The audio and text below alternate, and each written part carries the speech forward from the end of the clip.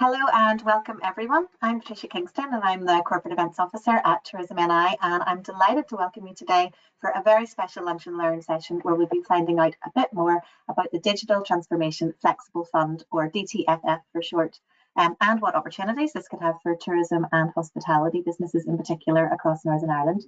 We're absolutely delighted to be joined today by Michael Forster from Newry, Mourne and Down District Council, who is the Flexible Fund Northern Ireland Operations Lead and expert on all things DTFF. So during the session, Michael's going to share some details on the fund itself and highlight some of the possibilities this could offer for the tourism and hospitality operators in particular. And there'll be an opportunity at the end for you to ask any questions that you might have during a Q&A session directly with Michael following the main presentation. So if you have any questions at all as we go along, just pop them into the chat box in your control panel at any time during the session, and we'll pick up as many of these as possible at the end. So without further ado, I'm going to hand straight over to Michael. It's my great pleasure, Michael, to have you here I was going to say this morning, we're just into the afternoon. So Michael, over to you. You're very welcome. Yep. Thank you, Patricia, and thank you for the opportunity to Tourism NI just to run through this presentation.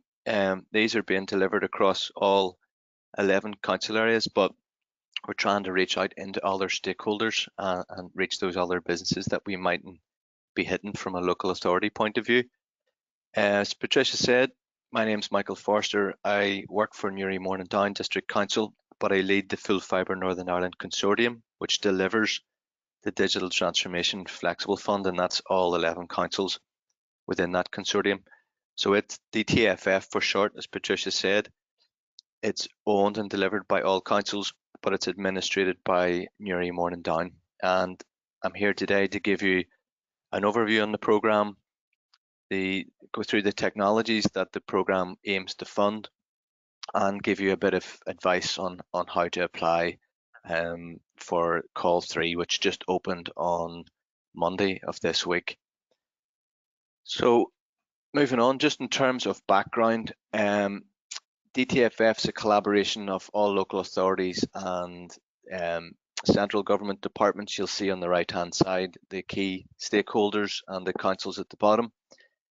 It's a £7.5 million capital grant, so capital funding only, and the revenue costs come from each of the local councils to support the delivery of the programme. The £7.5 million fund, the capital fund, is made up of 6 million from the complementary fund, 1.1 million from DERA, which focuses on rural applications only, and then 450k from DERA and Serban's growth deal, and delivered by all local authorities, administered by Newry, Mourne and Down, and supported by Invest NI. Now, Newry, Mourne and Down administrate it, but we also have delivery partners in Queen's University under the William J. Clinton Leadership Institute, and they've been appointed to deliver all the briefing sessions across DTFF, but also to provide an independent assessment and evaluation of applications as they come into the programme. So what is DTFF? It's a demand-led grant scheme, so it's targeted at digital transformation and not digitization in small and micro businesses, and really it's been developed to try and address the financial barrier to the adoption of new and emerging technologies. And what I mean by that is typically larger businesses have much more capital and resources to research and implement prototypes, particularly around emerging technologies, and I'll cover them in a minute. So this program's here to try and assist the smaller businesses that maybe don't have that finance or the capital expenditure to experiment with these and trial.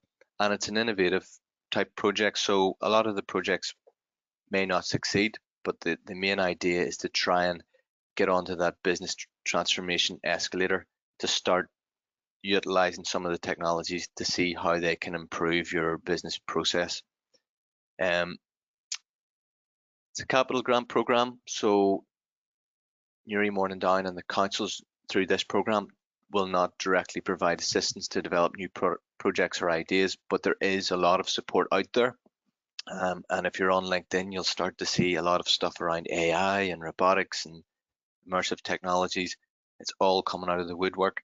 The key thing about this program is it's situated at the start of the City and Growth Deal programs, which will launch shortly. So some of you may have come across Augment the City. There's other initiatives coming through the Belfast Region City Deal and the Mid-South West programs, Mid-South West Growth Deal, along with Causeway and Derry and Strabane Growth Deal, that will offer challenge funds. DTFF's here to try and get you onto that initial step so that you're in a position to draw down some funding from this trial a project or an idea using emerging technology, and then the view is that you could go on and apply for additional funding at a later date to further develop that idea, and grow and become more productive as a result of it. So it's quite a specific program. It focuses on 6 key technologies, and it's all transformational, not digitization. It will enable the purchasing of capital equipment or off-the-shelf software or bespoke system development. So if you're successful, would be out to purchase equipment, or you can purchase off-the-shelf software, but you can also bring in software development agencies to work up something that's suited more to your needs if you can't buy it off the shelf. And the 6 technologies are focused, they're on the screen here at the minute, just starting with smart technologies. That typically is your IoT and the use of sensors. Robotics is the second one, looking at the use of robotics or cobotics, and I'll go through these in detail in a wee minute. Big data, immersive technologies, AI, which a lot of people have probably heard about for good and bad reasons, but it's been around for a long time, and then blockchain. So they're the 6 key technologies, and if you take anything away from this Lunch and Learn presentation today, is that's what you need to be focusing on in order to apply for the Digital Transformation Flexible Fund. What we can't cover is the ongoing revenue costs, so things like leasing of software. So if there's a license fee or an ongoing monthly subscription cost, we can't cover that. We can't cover maintenance, update costs or training costs. That has to be borne by the applicant. So if we look at the technologies, I'll give a few examples of how these can be implemented within your business. I've tweaked this slightly because there's a number of briefing sessions happening all across the province this week in every council area. This I've tried to tweak slightly more towards the tourism and hospitality side for this call. But IoT, it's a terrible acronym. It literally means Internet of Things, which doesn't really tell you a lot, but it's anything that connects to the internet. So if you think of your mobile phone, your laptop, your Garmin watch, they're all connected to the internet. They're all collecting data. They've got sensors in them. If you think of a Garmin watch for running or a Fitbit or something like that, it's got sensors in it that detect movement, temperature, how far you've traveled. That's an IoT device, and these technologies can be implemented into small businesses to try and allow them to become more productive or to grow or become more efficient. And this is tweaked slightly for the tourism side. If you're looking at it from a business point of view, that can be implemented into smart building automation. So things like smart lighting, smart thermostats, door locks, security systems. If you jump onto Google and type in smart IoT use cases for hospitality and tourism, there's a lot of examples on there, with one of them on the screen being the in-room tablet and hotel guests automatically changing the atmosphere of the room to suit their level. That's a very basic smart automated process. The key benefit really though is how the business can capture data, so they can try and figure out, do the guests like their temperature at a lower at a lower temperature, or what way do they like their lighting, and you can start to build up that data to predict trends and predict patterns and things like that. Another example under the IoT technology would be smart energy management, tapping into the whole sustainability, green climate change side of things. And ultimately, if you're capturing data, looking at those patterns in your business for energy usage and trying to reduce waste, you're going to save money. You're going to become more productive and more efficient. And there's a lot of use case examples out there as well. You can Google smart energy management and IoT, and you'll be able to come up with use cases that can be implemented into nearly any business. So a lot of these aren't for high innovative, cutting edge type businesses. These can be brought into anywhere. And if you think about it, the most simplest use case in a home environment would be like your Nest thermostat that predicts trends, and then it automatically adjusts based on what you set your heating to. Waste management is another one, again, tapping into the sustainability side. And then the bottom example there, traffic and footfall monitoring. So that's using sensors to track the movement of people. And typically that's around activity type trails. So councils are starting to look at them for our own trails, but there's applications there that small businesses, tourism type businesses can be implementing as well. And they can use IoT sensors and they can use cameras. But again, the key benefit to the business is being able to capture that data, analyze it, and then try to make adjustments on whether they have to close things down for maintenance, or when's the best time to open it up or bring more staff in. So it's using sensors to capture data that is allowing you to make more informed decisions. So that's the first example under Internet of Things. The second example under DTFF probably doesn't align too much with the tourism hospitality industry, but I hope I'm wrong. I'm hopeful to hear of some examples that may come through. But what we've seen in call 1 and call 2 is robotics tends to be more manufacturing assembly processes or inventory management. So there is one example where call 1 brought it in to a food manufacturing environment for robotics, and they were using that data and high efficiency to help reduce the repetitive or mundane tasks and allowing the business to become more efficient. But from what we're seeing, it is more manufacturing based. Cobotics is robotics working alongside humans, so they're not entirely replacing a human, but they're maybe doing that more simpler task, and that frees up the human employee or staff member, whatever they happen to be, to go on and work on something else, maybe more strategic type objectives. Big data and analytics is the third technology that DTFF will cover. What you'll find is that this is a crossover technology, so applicants can apply for one or more of the technologies.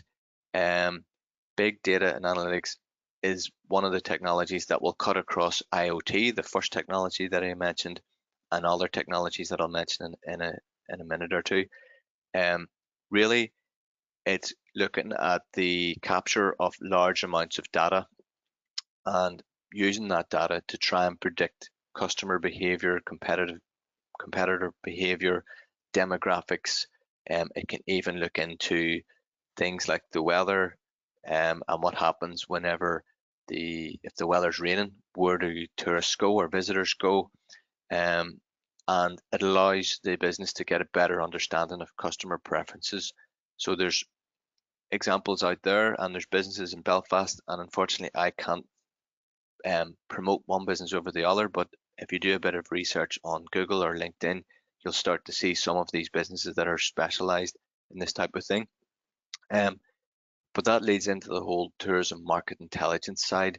So using that data to track your customer habits, and that can then be used to tailor the visitor's experience.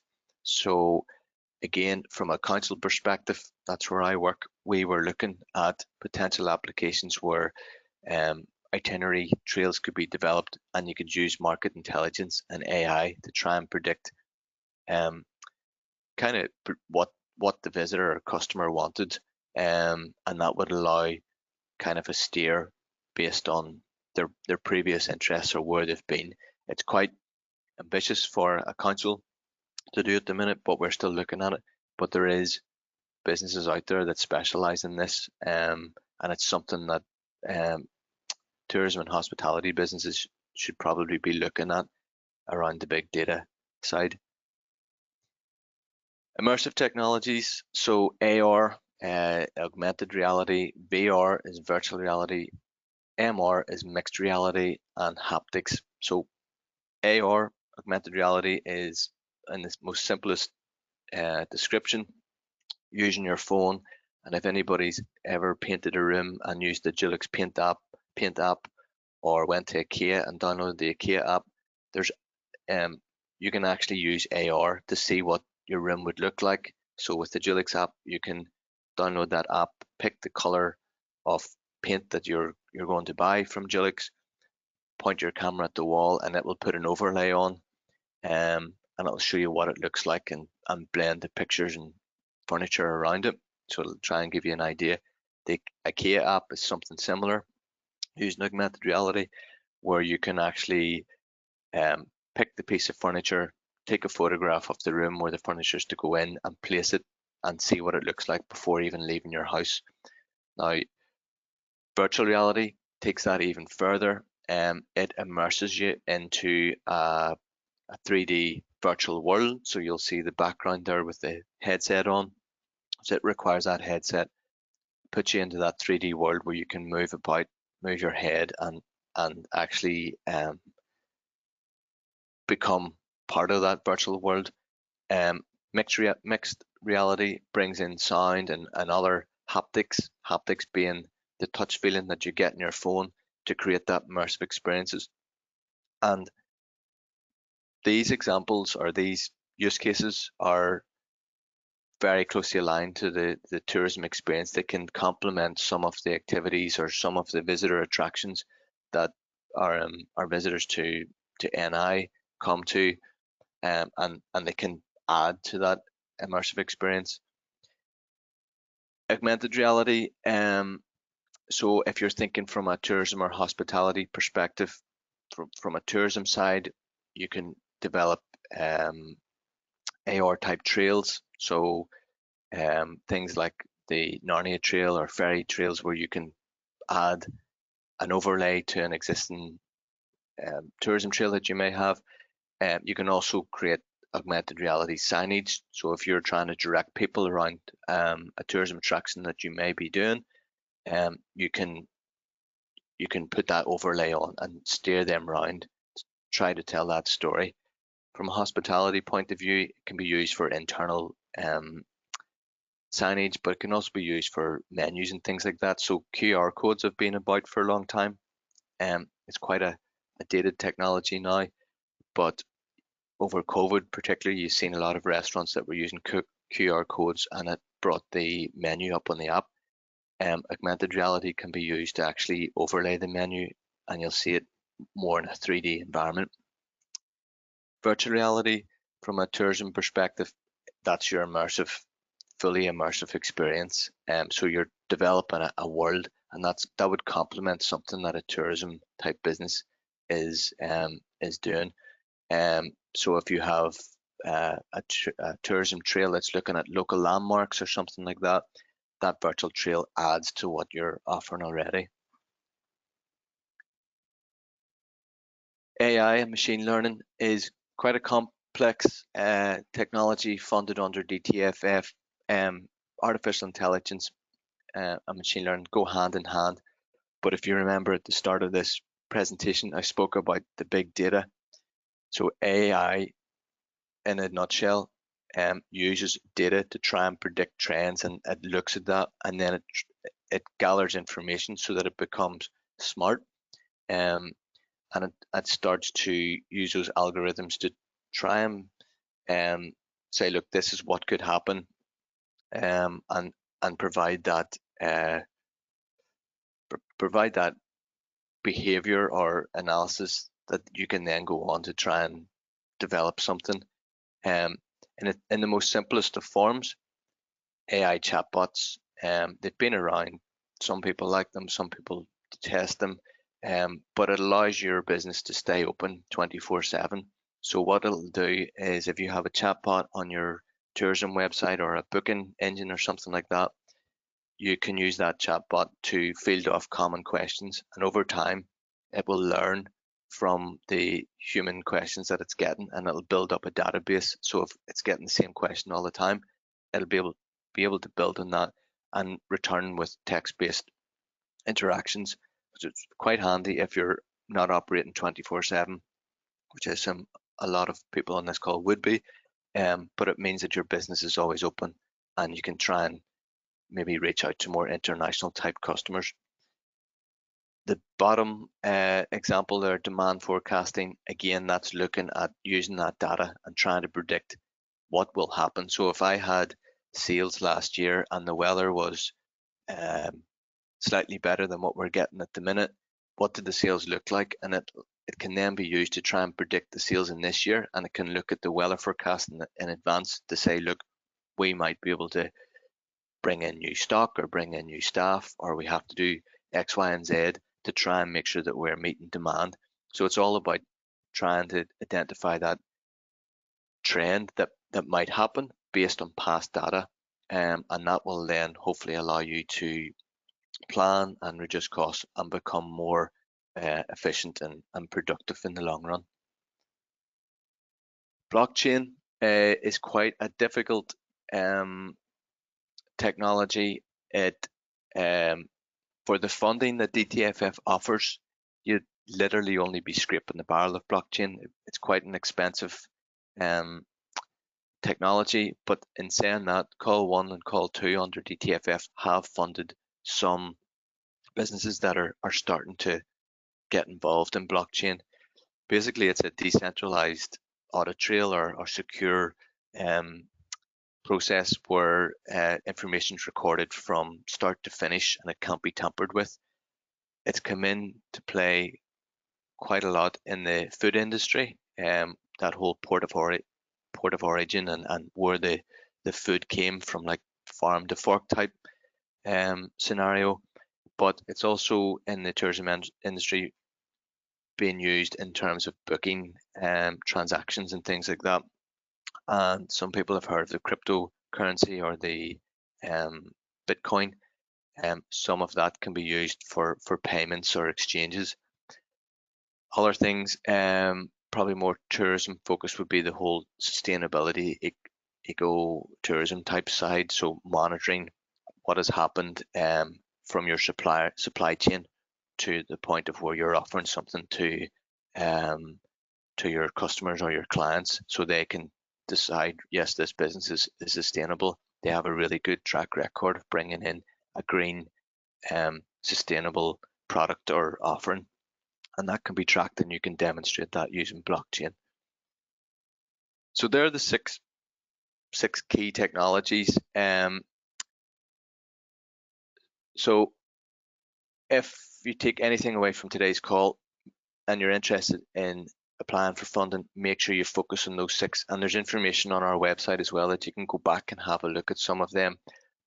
There's also a ton of information online for a lot of those technologies, and if you actually align it with your business, you'll be able to find use cases as well. But there's further support that I'll talk about later in the call. What we don't fund and what we can't fund is digitization or digitalization. So DTFF is focused on transformation using emerging technologies. It's not focused on moving from, say, paper, analog to digital. And what that looks like is your standard, excuse me, website and e-commerce development. So we can't fund anything like that. We can't fund any social media strategies, mobile marketing, the content creation around development of copyright wording and things like that for your website or for your branding, search engine optimization. We can't fund generic IT equipment, so things like laptops, printers, scanners.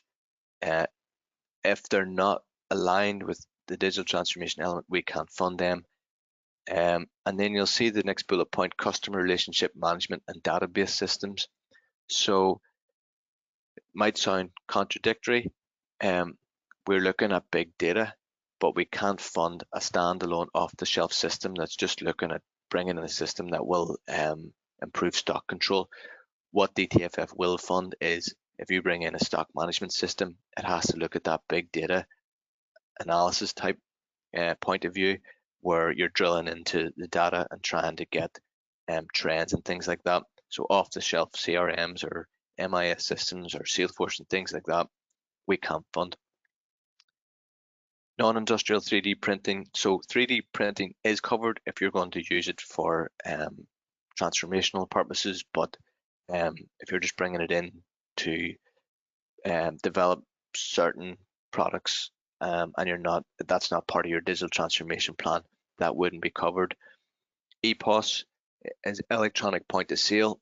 So that's things like any electronics tills and back end systems.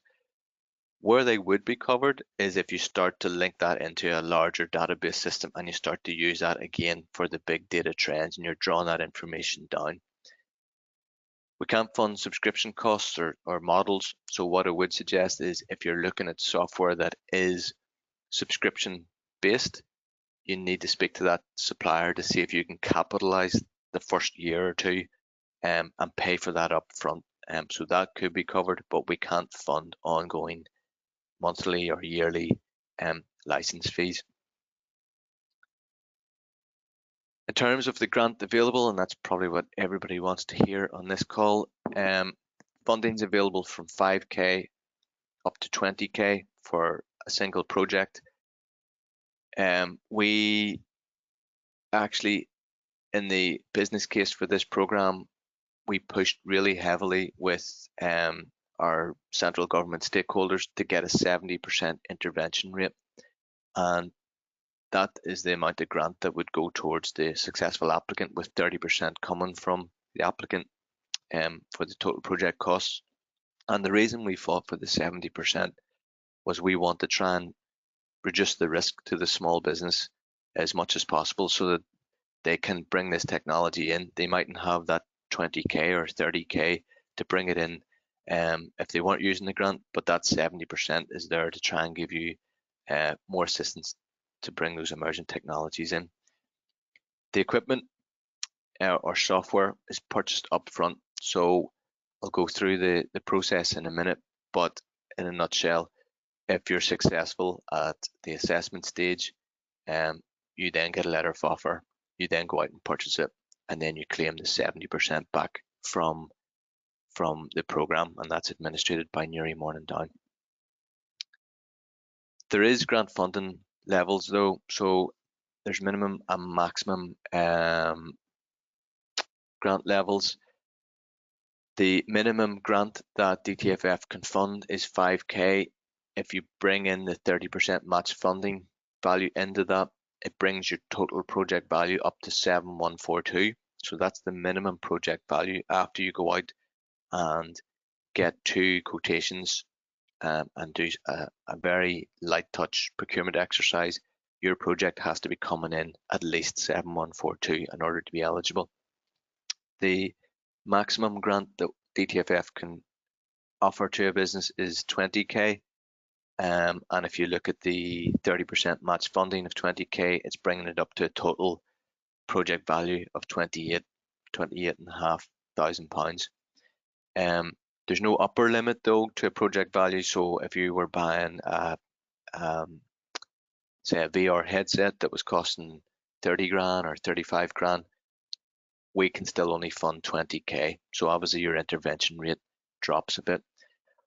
What I would say though is you can be funded up to a maximum of 2 times. So if you're developing a project and it has multiple technologies in it, it would be sensible to look at it as 2 separate projects. So you can be funded twice. So one, say, for AR or VR, and the other one for the data side, maybe IoT or big data. You can apply twice for that and try to get as much funding as possible, up to a maximum of 2 times, but the projects have to be in separate financial years. So if you're putting in a call now, it would have to be next year, March time or beyond, in order to apply again. In terms of eligibility, so an applicant has to be based in Northern Ireland. They have to operate within one of the 11 local authorities or local council areas. It's open to small and micro businesses only, for the reasons I described at the start of the presentation. So a small business is 10 to 49 employees, a micro business is 1 to 9 employees. And if you look at the guidance, it actually tells you how to calculate that in terms of fixed term equivalents. So we're looking at full-time employees less than 49. So if you have part-time employees working, say, 15 hours or 20 hours, that's half an FTE. So just bear that in mind whenever you're applying for the grant, and look at that guidance because it explains how to calculate that. Third bullet point, applicants have to be VAT registered and actively trading for 12 months. So it's not aimed at a startup level. And if you are a startup, there's future calls next March and June. So by that stage, hopefully you're past that 12-month trading period.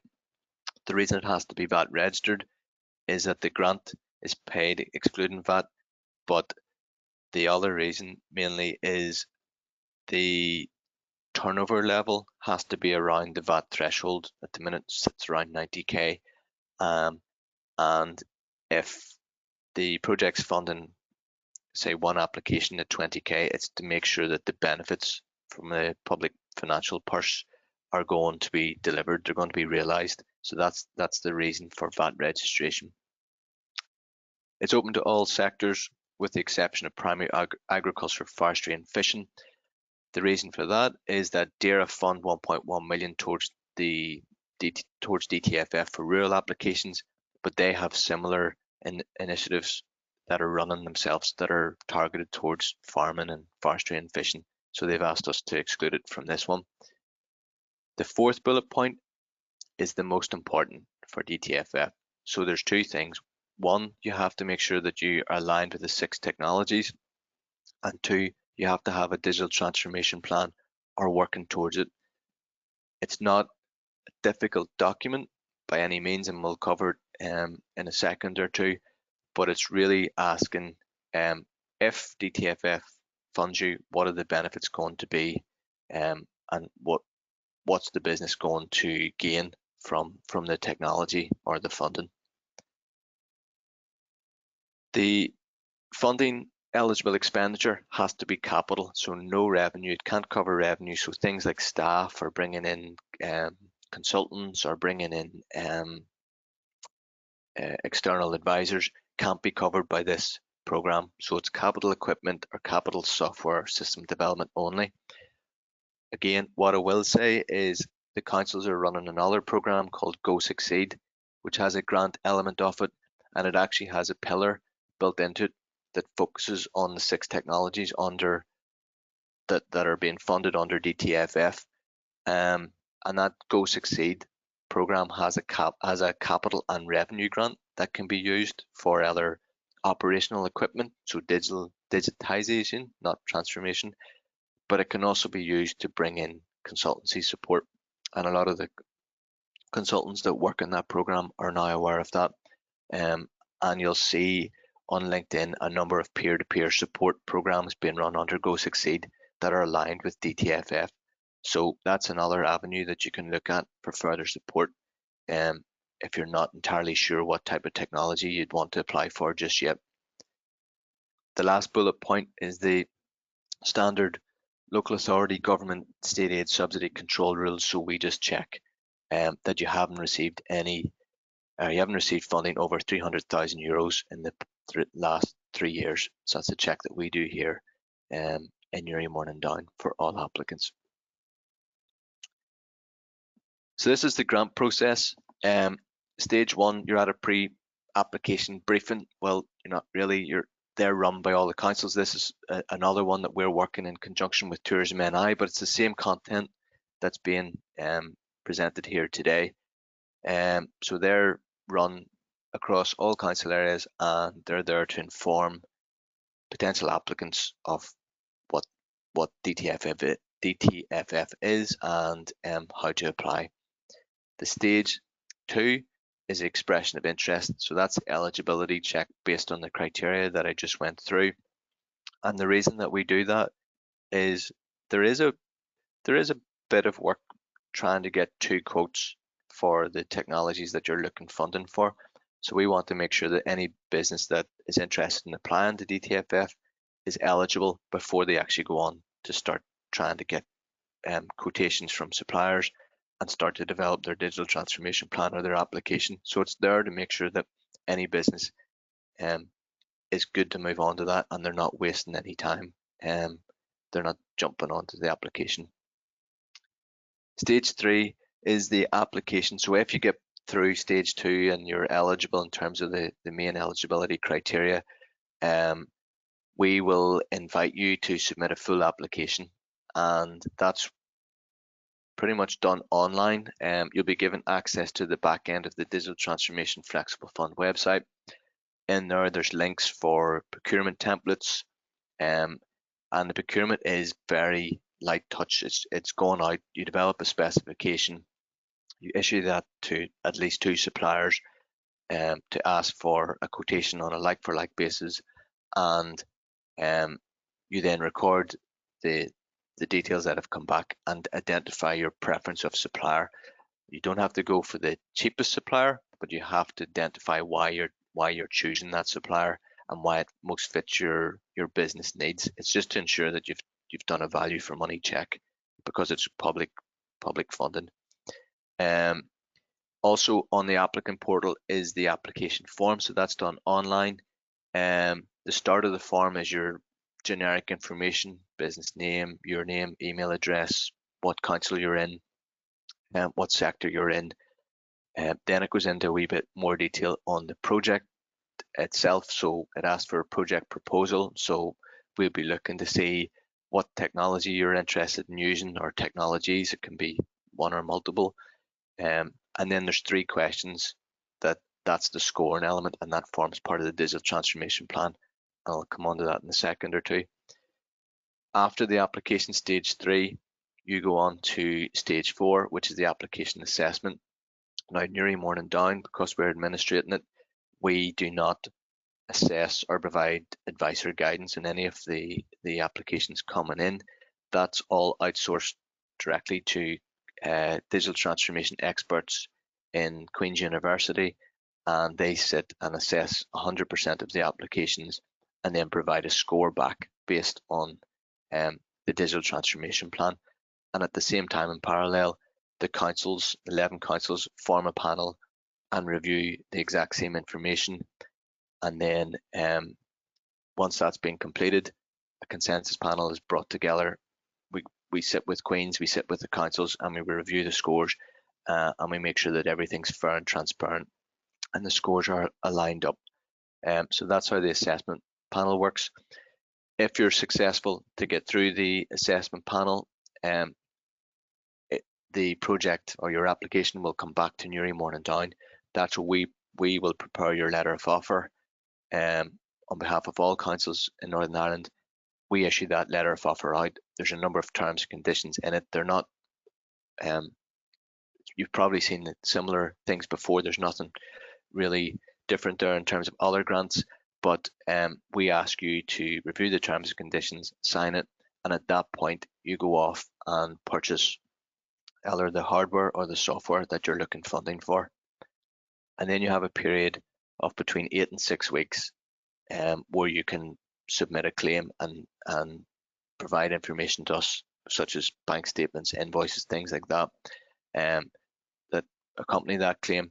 And then we process that and we ask each council to pay you out directly if everything's okay. So stage 2, that's the expression of interest stage that I just went through. That opened on Monday. You'll see the link on the DTFF website, dtff.co.uk, under Apply Now. It closes on the 12th of noon. So the expression of interest, you don't really need an awful lot of information in order to say that you're interested in this fund. It's just asking for your name, your business name, address, making sure that you're aligned with the criteria, and that you're in one of those local council areas. But what I would recommend is that you take a look at the applicant guidance, because it goes into a lot more information than any of the briefing sessions ever would. It's your go-to document that's updated on a regular basis. You'll see there on the bottom right-hand side, saying June. That goes through the entire process from start to finish, and explains what you need to do in a lot more detail. But 12th of July, 12 noon, deadline for submitting expression of interest. It'll cut off automatically, so it's not done by humans. We're using AI technology to cut that off, and once it's cut off, it's not reopened until the next call, which will be next March, and then the following call in June. So make sure that you take a note of that cut-off date. So digital transformation plan.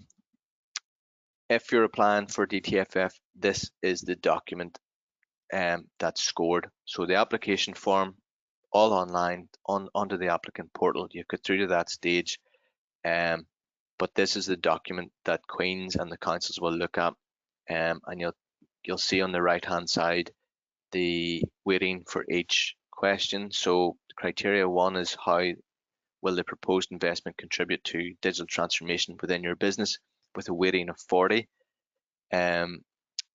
Criteria 2 is looking at the economic outputs and the benefits from the proposed investment. So are you going to increase turnover? Are you going to start exporting? Are you going to bring on more staff? Things like that. Weighting of staff, employees, sorry, that's a local government term. That is a weighting of 40. Criteria 3 is looking at the business performance improvements. So weighting of 20. What is the technology going to do? Is it going to increase productivity? How is it going to increase productivity in your business?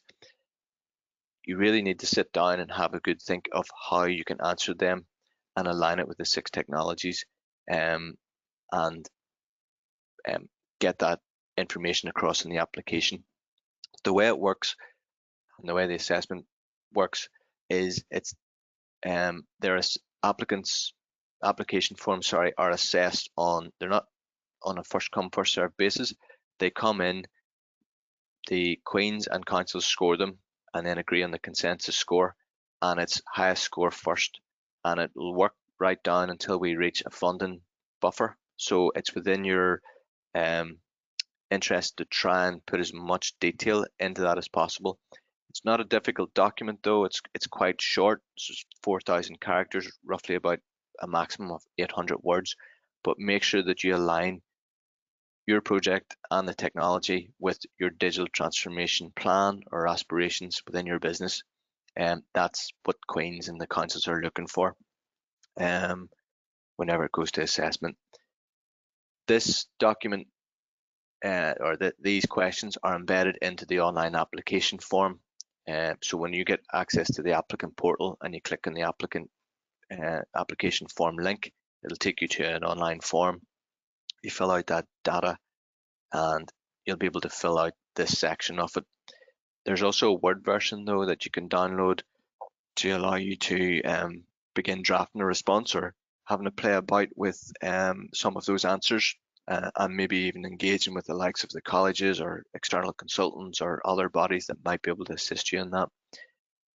One thing that we can't do, because it would be a conflict of interest, our role here is to administrate the program and Queen's is to assess it, but we can't assist with the development of that. So it's up to the applicant to do the research, to on the technology and the benefits and how that can improve their business, and put that information into the digital transformation plan section of the application form.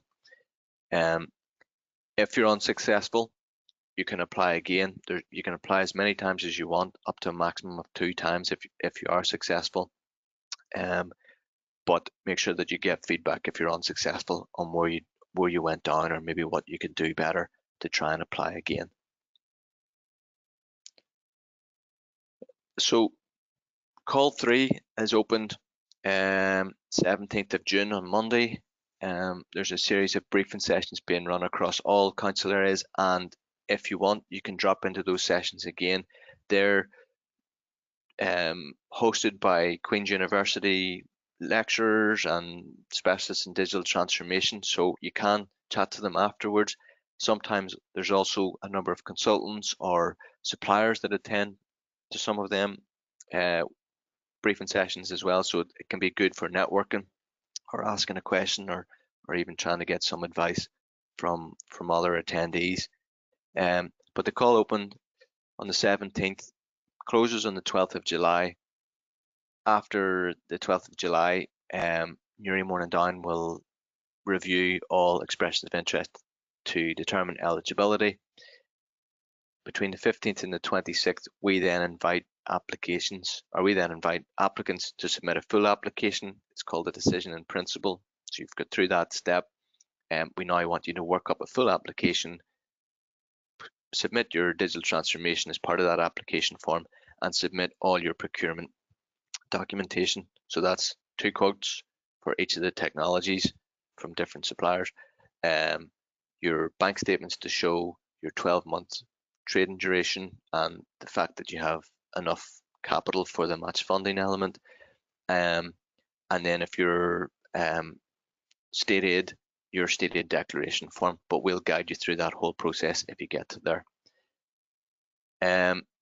Once you submit your application, it comes back into Newry Morning Down, and we organise the assessment phase with Queen's and all of the councils, and that's estimated to be around the 26th of July to the 13th of September. These are indicative dates. It just depends on the volume of applications. So for call 1, the timeline stayed the same. For call 2, we've had a lot more applications in, so they've shifted slightly. So just bear in mind that it can move ever so slightly by a couple of weeks either side. But the main point is that successful applicants shouldn't be purchasing anything until they actually get a letter of offer and it's signed and returned to us. At that point, you can go out and purchase the capital equipment or the software, whatever you're looking to funding for, as long as it's aligned with the 6 technologies, and start to implement that within your business. And then the claim date for this call is estimated to be around the 31st of January. And what we need is the equipment installed or implemented. If it's software, it needs to be up and running within your business.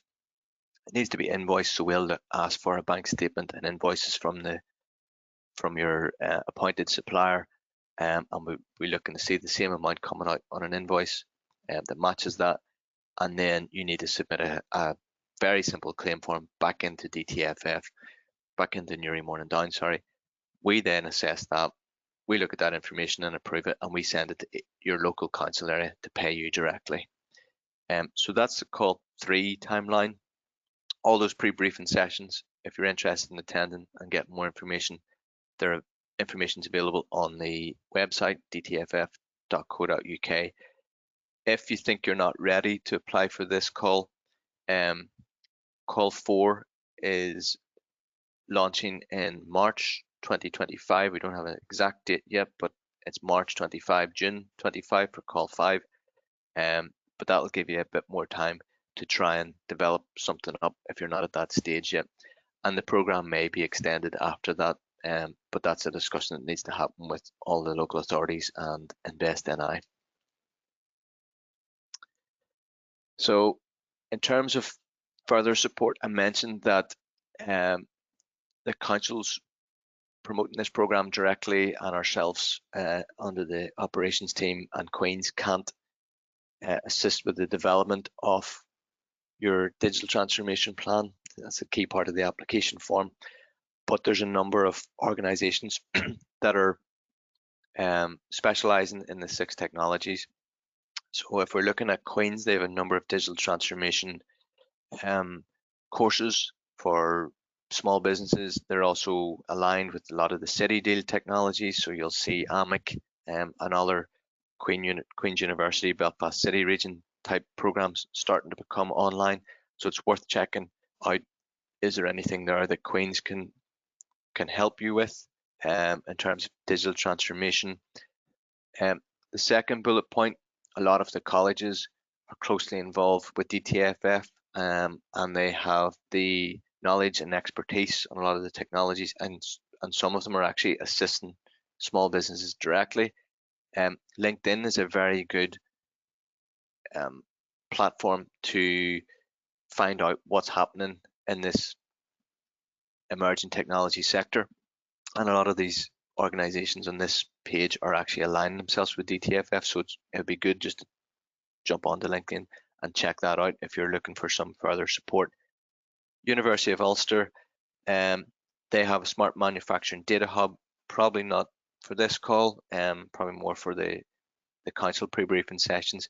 But if you're interested in the AI aspect, University of Ulster have launched an artificial intelligence collaboration centre, and there's actual mentoring support that's going to become online under that.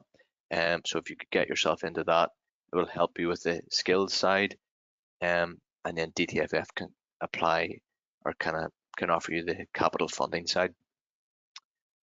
From the local authority perspective, Go Succeed, mentioned that earlier, particularly the DTFF pillar, but also the grant. So if you're struggling and you need consultancy support, speak to Go Succeed. If you Google it, if you Google Go Succeed, you'll find their landing page that will put you in touch with a call center that will then get you onto that program. But that's a very good support mechanism, just to try and get moving on DTFF, and then obviously come back into us for a future call. And the Innovate NI is more the Invest NI side. That's looking at innovation as a whole. There is a condition under the application form that you have to complete an Innovate NI assessment, but that can actually put you in touch with other Invest NI initiatives that are running that will support your application here, but more importantly, allow you to bring your project on further and apply for future funding, maybe onto the growth deals. And then the bottom bullet point is any other support mechanism. So there's a number of consultants, there may be some in this call, but unfortunately I can't promote one over the other. They often make themselves known through LinkedIn as well, saying that they're working on DTFF, or they go to the pre-briefing sessions. So do a bit of research if that's the route that you want to go down. In terms of the support and all that, there's a lot out there. It's quite difficult for businesses to try and get their head around what's going on. We have started to, populate that support on the DTFF website, and you can see the link there. And if you look at that, particularly around the colleges, it explains what technology they're looking at, and then email addresses and contact details that you can go and speak to them to see if they can help you. And that's me. That's an overview of the program. If you are interested in DTFF and you think you're not ready to submit an expression of interest yet, what I would recommend is signing up for the e-zine. So if you go onto the website at the very bottom, scroll right down to the bottom on the footer, you'll see the link to the e-zine, and we'll be pumping out information on when calls are opening, but also other support initiatives or mechanisms that can potentially help you as an applicant apply for the fund. So I'm open now, Patricia, for any questions from anybody. If you want to shout them out or field them off. Yeah, Absolutely. Thank Thank you you. so much, Michael.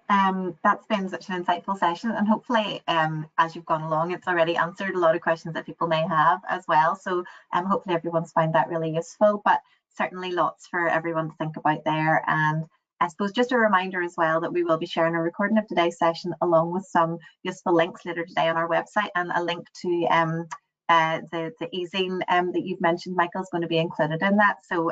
So keep an eye on your inboxes later as well.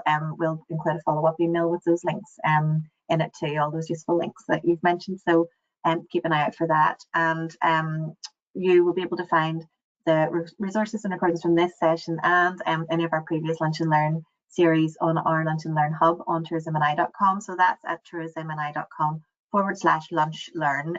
So feel free to pop on there, and again, the recording and things will be available there along with those useful links as well, and we'll aim to get that up as quickly as we possibly can once the recording's ready after today's session. As I mentioned, yeah, and as Michael's mentioned here, he's staying with us to pick up any of your questions. So if you do have a question you haven't popped into the chat yet, there's still time. Pop it in there now, and we will get through as many as we possibly can today.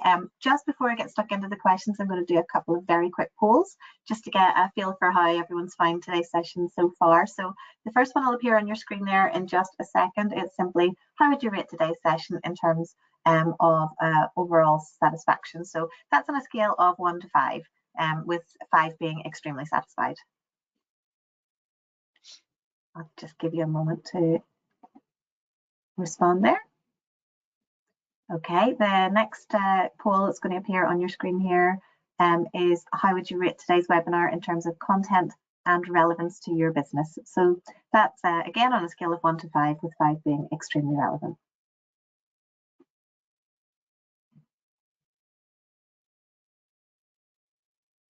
Okay, and a final, just very quick yes or no question. Based on what you've heard so far today, do you plan to take any action as a direct result within your business? In this case, I assume it would be to complete an expression of interest if you hadn't already planned to do so. Okay, thank you so much. That's a great help for us as well. So now we'll just go ahead and get stuck into some of our questions. Michael, we'll kick off with why is DTFF open to VAT registered businesses only? I know you had mentioned that within the slides. Can you shed some light on that, please? Yeah, so EB is actually a condition that when we went through the approval process, central government that approved the city deals had suggested that the fund needs to be targeted at VAT registered businesses to ensure that level of turnover. So if the grant of 20k was going to a startup, they mightn't be in a position to actually fully realize the benefits yet of it, which is another reason why there has to be a 12-month trading duration. It was something that we have and continually push back on, Patricia, slightly, but it's criteria that's probably not going to change for the remainder of this program. And the view is that Go Succeed is the startup element. That's where businesses should be going first, and then this program is aimed at those that are actually more developed and are ready to embrace emerging technologies into their business. So Go Succeed is the first step. This is the next step to try and take that business further, and then the step after that is trying to tap into those challenge funds and growth other initiatives under the City and Growth Deal programs. Yeah, no worries. I think you touched on this, but someone was wondering, can you apply for the fund more than once? Yes, you can. You can apply a maximum of 2 times, but it has to be in 2 financial years. And it has to be separate technologies, so you can't apply for one project on VR, apply for 20k now and 20k next March, which would be considered the claim period would be considered to be in the next financial year. It has to be 2 separate technologies, 2 separate projects, but if you're really smart about it, you'll align those 2 projects to try and create a bigger project that you can draw down a maximum of 2 applications or two funding letters of offer. Yeah, no, that makes sense. You can sort of have like a phase 1 and then develop onto your phase two then, I suppose, as well. Brilliant. And if you're unsuccessful, I think you said you can still apply then for the next time. Yeah, so if you're unsuccessful, what will happen is after Queen's and the councils do the assessment panel, we'll have feedback to say, look, didn't score high enough in criteria 1, 2, or 3, or whatever it was, or wasn't aligned to the digital transformation technologies. We'll provide that feedback to the applicant to say, look, here's the feedback from the panel. You should reapply again, but try and develop your digital transformation plan a wee bit further and focus on those 6 technologies. Yeah, perfect. Exactly. You might have a great idea, but you've just not linked it in correctly to those technologies. Absolutely. And if a company has less than 49 employees, but part of a wider group of companies, would they still be eligible to apply, Michael? Yeah, this is this is quite a complex area because of de minimis rules. If the parent company and the child company exceeds 49, the business would be ineligible. That's just EU state aid rules or de minimis rules. So you'd need to make sure that you're looking at 49 fixed term equivalents and work out where you fall within that.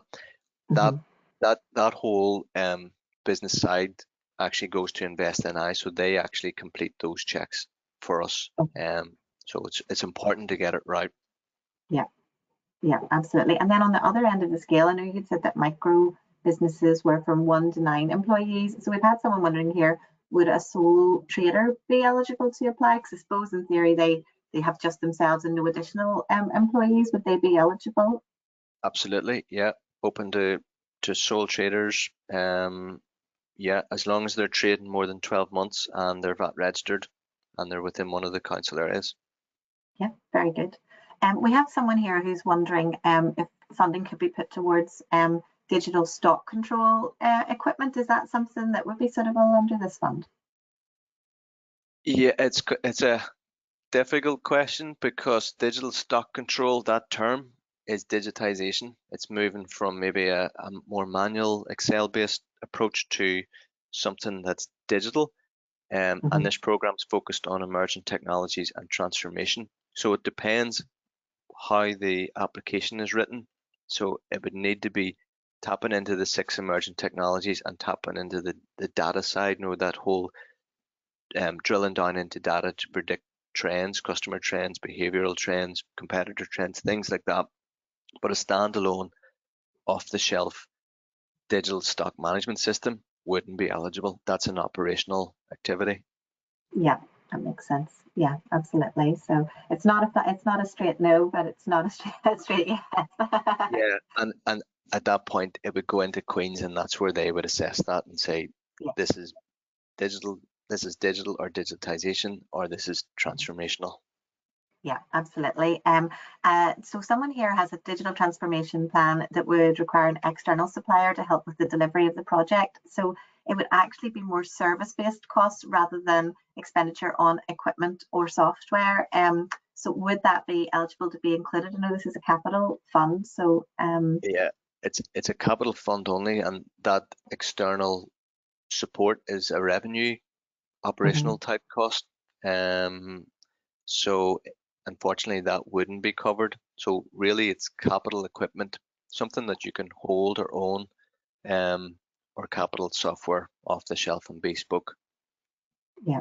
But in that situation, that's where you could maybe use the likes of Go Succeed or another support mechanism to complement the drawdown of funding from DTFF.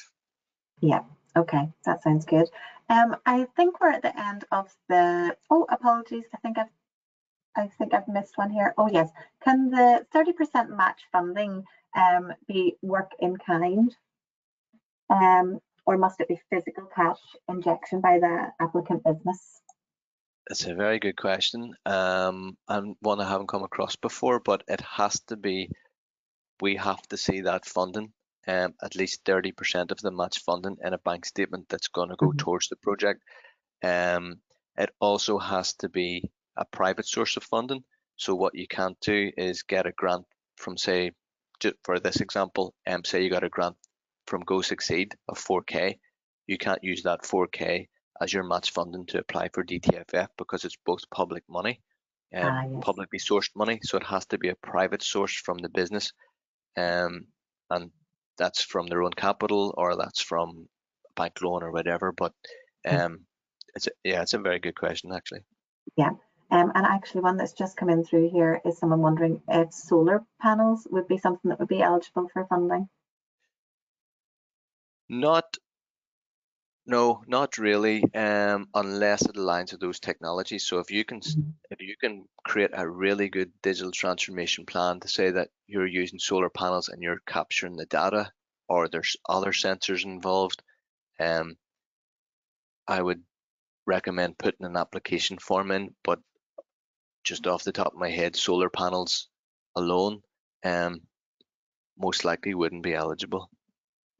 Yeah, there might, as it was part of something wider, absolutely. Okay, that's brilliant. Thank you so much. And as I mentioned, there's going to be lots of useful links available that Michael's kindly shared with us. And we're also going to have a PDF of all of Michael's slides that you'll be able to look again at your leisure and watch your recording from today. So everyone that's registered for today will receive an email with a link to all of that. So do keep an eye out for that. But it'll also be on our website at tourismni.com /lunchlearn.